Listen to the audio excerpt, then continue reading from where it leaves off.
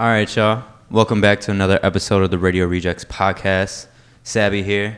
I'm sitting across from some very fine gentlemen. Landon Wordswell here. Jay Fuse, Modest. Y'all, please introduce yourselves. Yeah. We got Jay Stu here. Pleasure meeting you. I go by Modest. I'm a lo-fi hip-hop artist out of Albuquerque, New Mexico. And my name is Landon Wordswell. I live in Atlanta, Georgia. Nice. Yeah. So I see this is a crew here, man. So tell me how y'all got together. What's the backstory? I know y'all in music and y'all just homies, and it seems like everyone's on their journey, but you guys got a strong crew together. Got a great crew, man. I mean, I met my man right here in New Mexico, right? Okay. A friend of mine that I used to tour with, but before I met him, he was like, "Yo, hit up my boy from New Mexico," because I was trying to tour through. And then I hit him up, and then, I invited him to go on some tours with me. We smashed it. We killed it down. Like, we had people jump off the tour the day of the tour. Yeah, that shit was ridiculous. That was crazy. And then me and him just went for it, bro. We went from the top of Washington down to what, LA or something? LA, yeah. Yeah. And it was dope, bro. Yeah, it was cool. How long ago was that? December of 2019. Nice. Yeah, so like right before COVID hit. Yeah. And you guys been locking in on music since then, or like? Ever since, bro. Yeah, homies fan, bro. We came up to Chicago last time when we met you. Yeah. And we flew in. I think he came up. Yeah, you were at my crib. Yeah. In I was in Atlanta Atlanta for like a week. Or no, maybe 3 days. Yeah. For like 3 days, and then we came down here, and I was like, "Yo, you trying to go to the next show in Bloomington?" And he was like, "Yeah." And right. we went down there, we killed it, came back up there, Chicago, and yeah, we just been fam since we met. So, yeah, bro. You know. That's love, man. And then with you and Jay, like, what's the? Oh, dude. That's why I saved this one for last. It's a long story. It's a long. Like, Jay. Me and Jay, we go back, man. That's like my brother. He grew up like a couple streets down from me. Yeah. We even had like the same number. Like I was like 3. No, what was it? 208. I was 209. You were 2. I was 209. I was 209 Chamberlain's Crossing. And he was Hodgesville Lane. Yeah, and we grew up together. Like, you know, we had a group of homies that used to always kick it. I got taught a lot about life from just him and other homies that I grew up with. So, yeah, man. Me and him go back. Yeah, we've been since we were like 10 years old. Yeah, at least. Both same age too? Yeah. Damn. Went through school together, junior high school. We like all that jazz. We like 23 years deep. Yeah, I seen that even when I was with you guys at the Royal Palms and just like your friends group, because I was in the background just kind of conversating with your people as well too.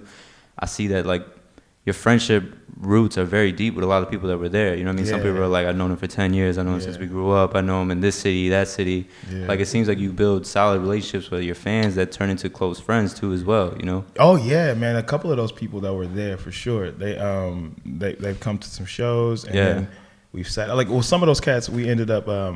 we did some shows, and they got me started on some shows up in Bloomington, Illinois. Okay. That's where I went to college at. Right. And then I met a lot of those cats out there, and just like messing around at these like house parties. Yeah. And it kind of just transformed. Like they saw me when I never did a show outside of like church. They like, "Oh, you got to censor that, boy. You got to censor." Yeah. Like, nah, I ain't got to censor them at a house party. You know, like, you know. Yeah. And these cats, I met them there, man. And it was called The Island. We used to knock out a show every week, right on Saturday nights. Okay. And bro, it would get like, 'cause it was someone's basement. Yeah. It would get live. You know, I try to squeeze and throw myself in the air, and then they just push me against the ceiling and shit, bro. Like it was.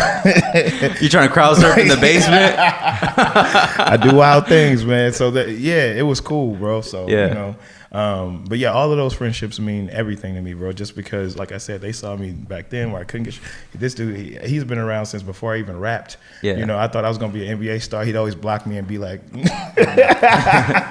not the life. Think of a different dream, my guy." You should be behind a mic somewhere. Don't do that. Don't do that. Find a new life path. So yeah, man, I started. Go dribble some bars, bro. Dribble some bars.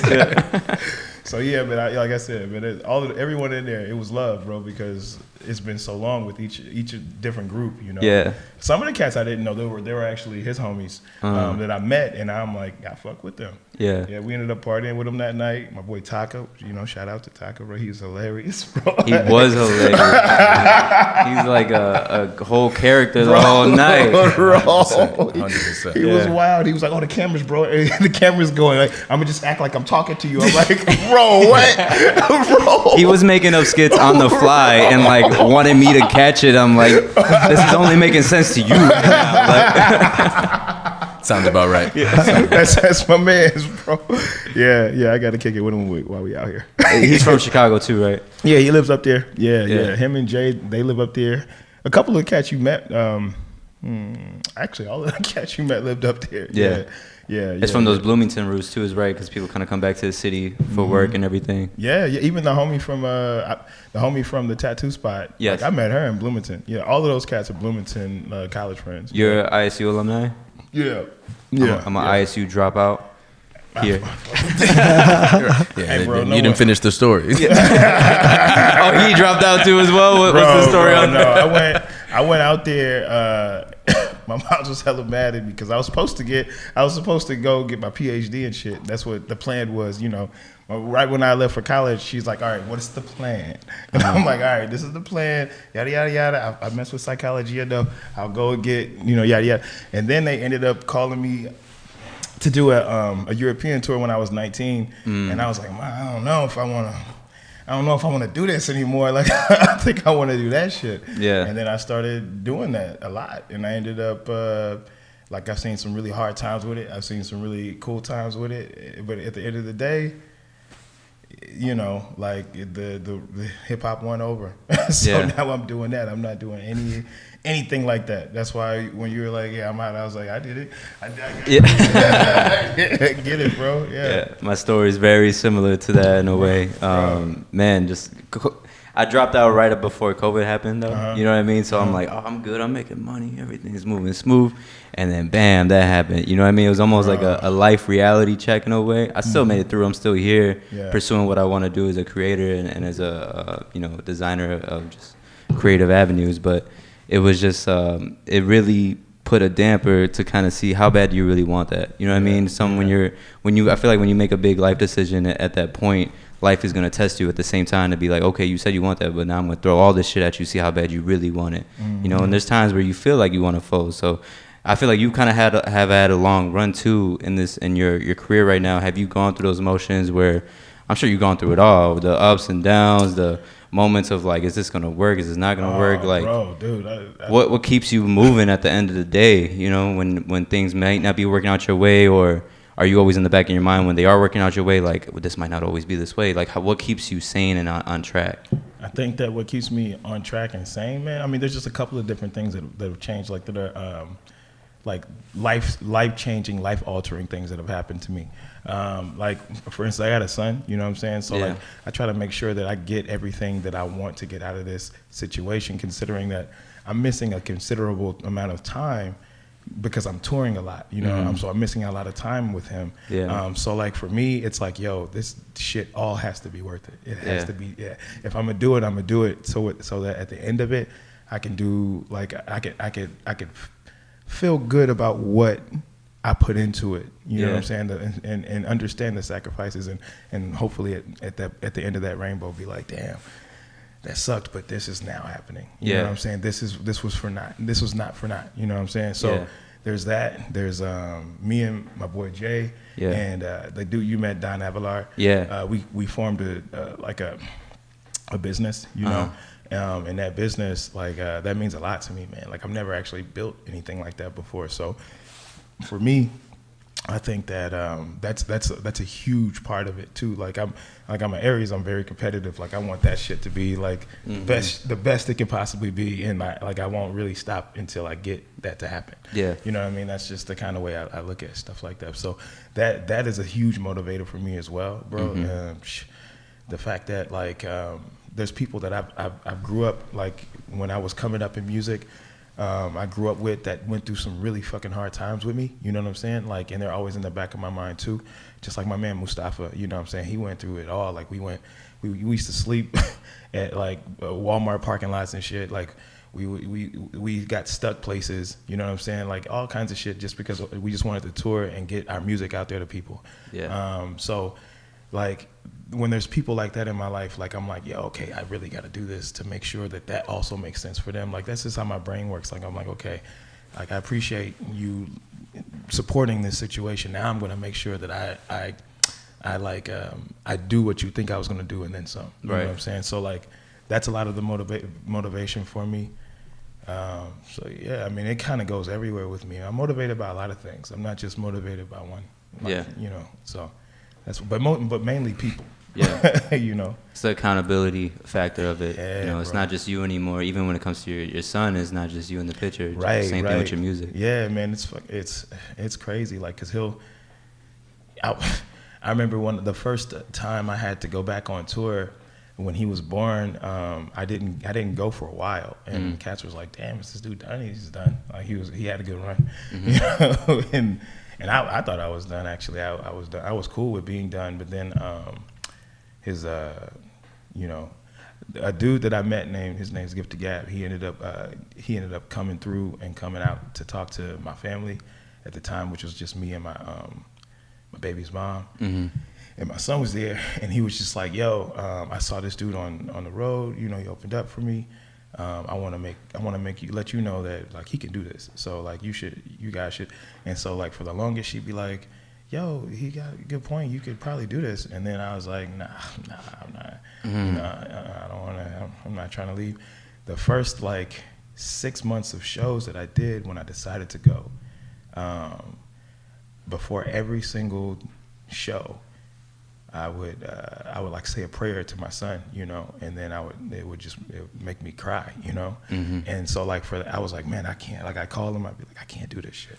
I gotta come home. And then you know, it kind of just like it made sense though as he got older, because when he sees me now, he kind of treats me like I'm some like, you know, like a superhero. It feels good when your son looks at you like that. Yeah. You know what I'm saying? So it's kind of cool, but it's hard though, man. Yeah. It's hard. So like that's what I'm saying. All the whys are there. All the why I want to do this shit. Yeah. And make it really make sense. Yeah. They're all there. Like the team, my son, the people that came before. You know what I'm saying? Like all of that. So that's the motivation part. Yeah. Know? There's been parts where my mom, she'd be like, cause she was already like wanting me to do the school route. Mm-hmm. So you know, it'd be safe route. Oh yeah, she's like, this ain't safe. You know, when I went out to Europe for the first time, I got my shit stolen, and then I could like they stole all my money, and they stole like all the stuff I had on me. Mm-hmm. And so I ended up like getting a bus, cause I had like did a show up in Poland. They gave me some bread.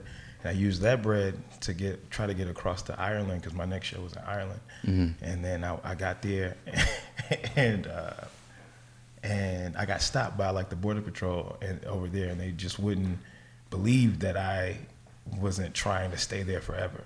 So like, you know, like they did their job basically. They're like, hold up, you not? Yeah. They were like, so hold up. Don't let that red beard fool you. Yeah. They were like, yo, so you're telling me you came to the border with no ID, you came with no money, and I was like, I see what this looks like. But you got a hip hop show. But I got a hip hop. Yeah. So they put me in jail, bro. They put me in jail. They put my black ass straight to jail, bro. Do not pass go. And that shit. Think about where you're at in life right now. Think about what you're trying to do here. Right. So they put me in jail. I got out of jail, bro. It was pouring rain. What was the reason? Like, what's the jail reason? Well, because you can't like try to go into a country like that, right? Without documentation. Like, I don't know. Maybe it was because I was 19. I didn't think that was a big deal. I'm like, it's not like you showed up, take me to jail. Yeah. Nah, I didn't. Yeah. So I was kind of naive back then. Yeah. But bro, that was crazy. Like I ended up walking in the rain for hours until I found like this like little small town next to the border. And because the border that they have is like, it's right next to like France's border where I was at. It's right next to the ocean. Mm-hmm.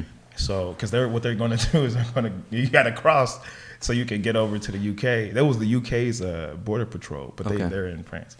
And so, like, you got to cross to get over, and I'm just trying to cross so I can get over so that then I can go, to Ireland, you know. Mm-hmm. But, yeah, man, it was crazy. And so, yeah, I had to walk for a couple hours. I got to a small city. I had still a couple $100 on me. I got, like, to a hotel. And then when I got to the hotel, I was able to stay for like 2 days. And then I ran out of money, and I couldn't. But I wasn't done like trying to figure out how to get the hell out of there. Mm-hmm. And no one would talk to me, you know. And this is in France, and so I had to sleep outside on the bench and shit. Mm-hmm. And then it was raining, it was pouring, bro. And I was like, man, I'm gonna die. Like, I'm gonna die here. I think this is it. Like, I'm gonna die here. And you hear mom's voice and shit. And she was like, just stay in school. She's like popping up in the movies, like on the shoulder and stuff. That's the only thing. Stay in school, bro. But no lie, man, I ended up some lady, this African lady, man. I can never forget her face. And she shows up, and she's like she's standing above me, and I'm like laying on this bench, and she's like, hey baby, what's up? What's wrong with you? And I was telling her what I just told you guys. Mm-hmm. And she's like, oh, that's sad. And I was like, and I've been looking, I was like, I swear to God, I'm not homeless. Like, I've been looking for a place that I can get to this phone, like a Western Union, so I can wire myself some money. Like my girlfriend, like I had a girlfriend at the time, she was with me for like 7 years. Mm-hmm. And I tried to call her, and I was just looking for a Western Union. And she was like, they didn't help you with that? And I was like, no, they kept saying I was a bum, but I swear I'm not a bum.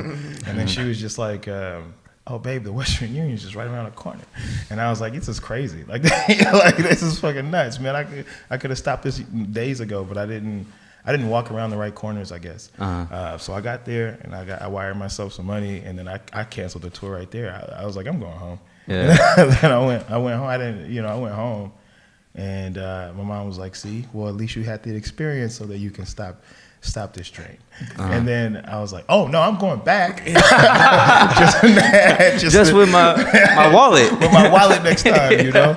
And that shit shaped a lot of my, like, what I thought of touring and what I, you know, like, a lot of people can't hack a lot of stuff. But, like, that for me was like, if it's going to be like this, it's going to be like this. And I'm going to do it. You know, so that kind of shaped the way people are like, oh, you hustle, you do all this, like I have hella homies be like, oh, you hustle so hard, bro. Like, how do you do it? And I'm like, how wouldn't I do it? Right.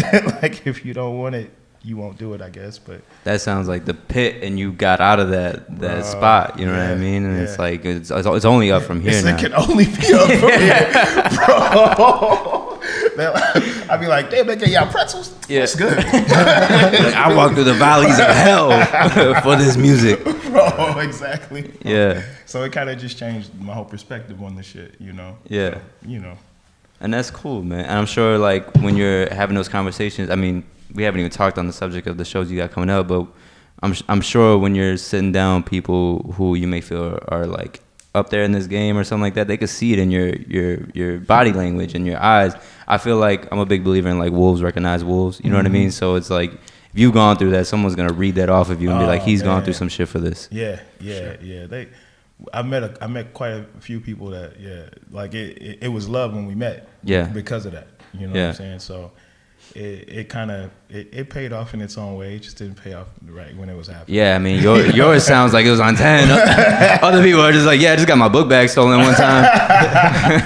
Well, man, I have to admit, like, I make bad decisions, like, when I'm out. Like, because the way I see it, it's like, you know what? You never know what's gonna happen. You don't know what's gonna happen tomorrow. I could be dead. Like, I'm gonna do and for me getting my shit stolen and over there is my fault. Like, my homie was definitely being like, yo, don't go over there, bro. Like, you can tell. He was like, yo, you can tell just the vibe of that area right there. Yeah. That's where people get pickpocketed. I was like, okay, cool, man. I'm gonna go over there though. So it's my fault, man. Like, that whole trip was crazy. There's 1,000 stories in it, man. It's crazy. But I was young and 19 and foolish. and naive and wanted to have a lot of fun. Now, Modest, when what's something that kind of gravitated you to keep working with Landon through all this? You know what I mean? Like, Well, I think the way that we met through the mutual contact is one reason. yeah. I had never met our mutual contact. I still haven't even met the dude. But Who's this guy? well, Marcel. Marcel. Okay. Marcel Black. I was trying to bring him through New Mexico because he was going to tour through the Southwest and get to Arizona where Landon was at. And I don't know how my name came up, but he mentioned it to Landon, and at the time Landon was about to move to Santa Fe. So when he moved, I opened for him for his album release, New Flexico. And that was like, I think the first project that him and Don had put out together. The first one. Yeah. And same, bro, like, I think just the work ethic. It's kind of funny the way that I ended up on tour with him, even in December of 2019. Originally, I was supposed to go with him in May of 2020. And he hit me up a couple of months before, and he was like, yo, I'm going. I have a spot open. Did you want to hit it? And I said, yeah. My family at the time wasn't like really with it. They were like, because it was kind of rushed. Yeah. And they were like, you should just wait. Luckily, I did go because then COVID happened. We didn't even get to hit the tour. Yeah. And for some reason, everything is just clicking with us, you know? Yeah. I'm sure you're learning a lot too. And Yeah, and kind of how you said at Royal Palms, getting to know his older friends. yeah. It made me realize, like, just building those relationships, because I'm very old school in that way, you know. Every Yeah. show that we hit, I'm still in contact with like the people that I made the closest connections to in all the cities that we hit. Yeah. And I think because I'm that way, I think me and Landon really connected in that way, and getting to know his older friends Yeah. really showed me that that's the way that this dude is, you know. Yeah. And I think that's just how you grow in any kind of like career or something like that. You don't ever know where people are going to be 10 years from now, 5 years from now, and the ones that are supporting Yeah. you now, like, invest all your time into, because just because you think you have ambitions to be big, like, it takes you invest into the people who are making you feel big now. You know what I mean? Yeah. And I'm a firm believer in that too. And I'm not even at that level, but with the small circle I have, I gotta invest into all of them, because they give me the love and the inspiration to keep going. Because if I didn't have that, like, yeah, I could drive myself, but man, those are people that believe in me at the same time. You know what I mean? So, Dude, belief is powerful, bro. yeah, It's powerful, man. Like, the homie, he's my man's been, like I say, we've been rocking for like 23 years, bro. You know? And so, like, you know, when he joined the business that we put together, like, that shit meant the world to me. You know what I'm saying? Like, that shit still means the world to me. So, like, yeah, bro, like, belief is super powerful, because it have you in one moment feeling like you're like, oh, I don't know if I could do this, you know, like, and then the next moment, like, someone breathes that life into you, you know. Yeah. It feels like you can do no wrong. all right, what we got to do next? You know what I mean? Yeah, exactly, bro. Yeah, Exactly. It snaps you out of that. Dude, it's dope. Yeah. Now with you talking about business and stuff, man, you got some big business already planned up. You got a tour with Bun B. Yeah. You got some. You walked in talking about landing more shows, like man. So yeah. tell me what's in the works. What are we looking at going into 2022 already? Oh, well, the Bun B stuff is in 2021, you know. Yes, and we're not. You going to that? Yes. Slow down. The stuff we're booking is actually this year too. So like, we're booking all the way up through May. Wow. So what I was doing was, before I started the pandemic, we were trying to piece together these tours and get homies that I kind of like. I fuck with. I can cuss right there. Yeah, go ahead. Okay. It's I should have asked that before. Yeah. But either way, so I was trying to get homies that I mess with. You know what I'm saying? Because a lot of homies would talk to me and they'd be like, "Man, how are you doing this? How are you doing that?" And I'm like, "Okay, I'm not gonna sit here and tell each and every one of you how to do it, because my mind doesn't even work that way. But what I could do, because I've been touring for so long, just on a small market, Yeah. that I could invite you to go on the road, and then you can go there and pick up all of these things and talk to all of these people that I pushed the tour through. Yeah. And then you can grab your own shit, and you will never need me again. Yeah. All you need to do, that way you can self-sustain and do your thing. And that's like the thing that I set out to do.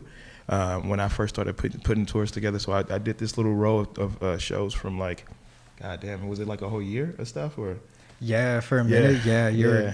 So it was like it was at least like 8 months. Yeah. So, and every month I would put like people on my shows with me. So I just take them with me, like, because I've tried to do it where I'm like, yo, I would just book something for you and I'll send you out, and it doesn't work that well. Some problems happen. But I'm like, with that person, no, that dude's never done that to me. And so I was like, oh, you know what? Maybe I need to go. So I'll just take the homies with me, and then we ride down. Excuse me, it's that LaCroix, man. I don't really drink on it much either, but it's just what we had. No. I am grateful, and it is delicious. no, it is actually. But yeah, so. Yeah, man, he's one of those homies that I wanted to take out there. He's a super genuine person. He's a super humble dude. Yeah. And he's, rappers can be full of themselves, man. Like, it's hard to get on the road for that long with people like that. So, like, every time I try to see someone, I vet them. I'm like, okay, are we going to go on the road together? Mm-hmm. Like, my girl used to tour with me, so I'm like, all right, now I gotta watch out for that, and I gotta watch out for fuck boys. Yeah, she's a beautiful woman. Yeah. So yeah. It was interesting, but it got canceled because of the pandemic. Uh-huh. So we're gonna pick it back up. So that's what we're booking. But it's kind of cool because throughout that pandemic, the transitions that happened where. Now I'm on an agency and they put me on with bigger shows. Okay. So we were gonna do small shows, but now we're doing bigger ones. So it kind of worked out for the person that's like looking to go tour. You know what I'm saying? It worked out a little better for them, but I understand the weight is like crucial, especially when you've never been on tour. Yeah. So. And this is gonna be my first tour with y'all, so I'm blessed. I was just thinking about this today. I'm like, man, I made a tweet earlier. I was like. Because a year ago, man, I was working at a car shop. We were doing like vinyl wraps on cars and stuff like that. Cool work, but like when you don't own the shop, you don't make anything. Right. And I was just making videos for them off my iPhone, and then the iPhone turned into a camera, into a drone, and then now I've been at it full time. But like I was just thinking, like, man, a year ago I was just making videos off my phone, making $10 an hour. And I just landed my first tour to like go do videography, like something that's like a newfound passion for me. And it's still within my realm with music because I'm a DJ, I'm a producer by heart. So it's just like, I just seen when you put passion and hard work towards something, you don't know what to expect. I'm just trying to have that faith. I'm going through that growth moment right now. Yeah. But all I'm just saying is that, man, I'm just blessed to be a part of this. And I think even when we met, like how you talk about when you vet people, because trust me, I'm a big believer in that too. So even when I'm vetting people, I understand that I'm always being vetted myself. Yeah, oh yeah. So I'm like, I got to show up on time. You got to over deliver on what's expected. You got to make sure your communication's on point, that you're a genuine dude. So I always try to like make sure I'm that way. And even people I choose to work with got to be that way too. Absolutely. I'm more of a like, I'll give you grace at first, but if I see the patterns continue. Look, I ain't never going to be late again, bro. I ain't never going to be late. I'll take the heat on that. I was doing some work today. No man, yeah. But I'm blessed, man. I'm excited for this tour. So with Bun B, just touch on that a bit again. So what you got lined up? Oh yeah, of course, man. So like the Bun B shows, we're gonna start doing those in November. That's pretty much when all this stuff starts going and it doesn't stop. Like even to prepare for it, I've been gone since October the 20th, and I won't be home to finally be home until December like 15th or something like that. So it's gonna be something else. So you know the exact dates for the ones coming up? Yeah. Mm-hmm. What's the dates? I got them stocked in there, man. I like to talk around. I'm playing with you. I do talk a lot when I'm high, so that's what's happening. Yeah. So you're like, I haven't caught anything you said, Sab. I just been smiling and laughing. Yeah. The music, it's just tough. Not at all, man. I'm here. I'm present. But the Bun B shows, they start on the 10th of November. Okay. The first one's going to be in Birmingham, Alabama. Okay. And then after that, the 11th, we're going to do Chattanooga, Tennessee with him. And then we do the last one with him on the 12th in Little Rock, Arkansas. And that's when we're going to pick up with my man Modest. And then we're going to run into some characters. It's going to be from that time period. Mm-hmm. Like, I'm not going to go home. I just think it's like, because they were trying to have me come home and relax for a second and then go out with Modest. But I was like, nah, man. Let's keep it going. We've been waiting on this tour for a long time. Yeah. So, let's just keep it going. I'll grab a rental car and we'll just keep it moving. So that's basically what we're doing for that. So we're going to go through the Midwest. We're going to go through the South. It's going to be a little longer. I got to talk to you about that. That's cool with me. Yeah, there's going to be more shows. That's dope. So then we're going to go through the Southwest and then the West Coast, and then we'll end it off in Bellingham, Washington is what it's looking like, which is always a good place to rock for because my boy Mustafa's out there. Okay. He always brings tons of people, and it's a great little spot to rock, you know. So we're gonna end off there, and then we go into 2022, and we'll be rocking some shows that probably the biggest ones I've done at that point. And then, but I'll talk to you about that in a couple months. Okay. Okay. And then after that, then those smaller tours are gonna take place. So like at the beginning of the year, I'm gonna knock out that first tour for 2 weeks, and then the next tour, it kind of goes right into it. It'll be for 2 weeks, and I'll be rocking with some cats. That one's already booked up. That one's a tour that I'm doing with a young man out in Maryland. Okay. His name is Moonflow. He's dope. He's super dope. Moonman Flow. Okay. And then there's a dude named Sabby that's also from I want to say he's from Santa Fe, or no, he might be from Albuquerque. So is Eloquent James, and then I'll be taking my mans out there as well. And then February, I mean, there's so many rappers on these things, so I'm not gonna keep telling you all the names of them. Yeah. But February will be out, and I believe it's gonna be also in the Southwest. Okay. And then it's gonna go up to the West Coast again. Yeah. And then in March we'll be in the East Coast, and then April will be in the Southeast.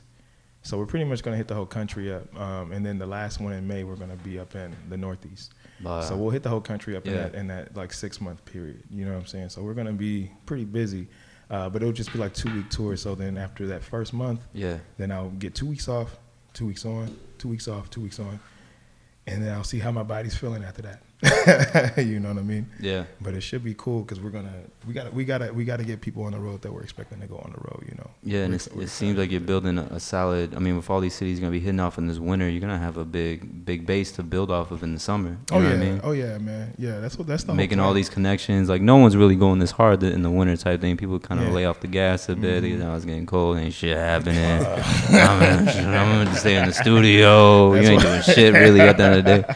That's why all those cold months, we in the West. Yeah. You know what I mean? Yeah. Bro, they're the ones happy that they don't have to deal with snow. They're like, yeah, I'm going out. Yeah, it's wintertime, I'm going out. Yeah. So yeah, now so we gonna hop out there. And that's what's different. You know, I'd seen just with people, artists from the Midwest, bro, it just puts a thicker skin on you. You know what I mean? Where it's just like a lot of people kind of chill off, but it's like, nah, like I gotta go hard right now. You know what I mean? Like you don't understand. Like that's how I feel as a DJ, just as a creator coming from Chicago. Cause like, man, these winters are tough, and they make you like a whole new different person. Yeah, sure. Yeah.